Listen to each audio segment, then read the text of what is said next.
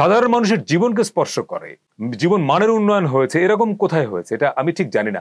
সাধারণ মানুষের জীবন মানের সঙ্গে সরাসরি সম্পৃক্ত রাষ্ট্রীয় প্রতিষ্ঠানগুলো, কোন জায়গায় ঘুষ, দুর্নীতি, অনিয়ম বন্ধ হয়েছে? চাঁদাবাজি বন্ধ হয়েছে?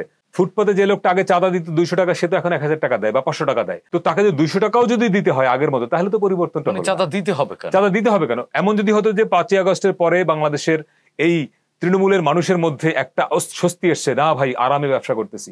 রিক্সাওয়ালার ইনকাম কি গত বছরের চেয়ে এখন বেড়েছে না কমেছে? আপনি খোঁজ নেন। সাধারণ মানুষ, এইটা হচ্ছে ডেভেলপমেন্ট।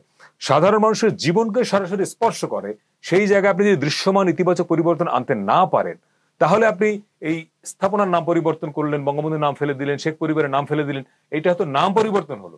নাম পরিবর্তনের সংস্কার একটা সংস্কার, কিন্তু মানুষের, সাধারণ মানুষের প্রতিদিনের জীবনের যে লড়াই, সেই লড়াইটা কি আগের মতোই আছে, নাকি সে একটু একটু স্বস্তি পাচ্ছে?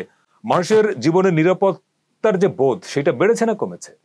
আপনি তো জানেন না যে যে কোনো সময় যে কোনো মুহূর্তে একটা লোককে ট্যাগ দিয়ে তাকে তার বাসায় আক্রমণ করে চাঁদা নিয়ে যাচ্ছে।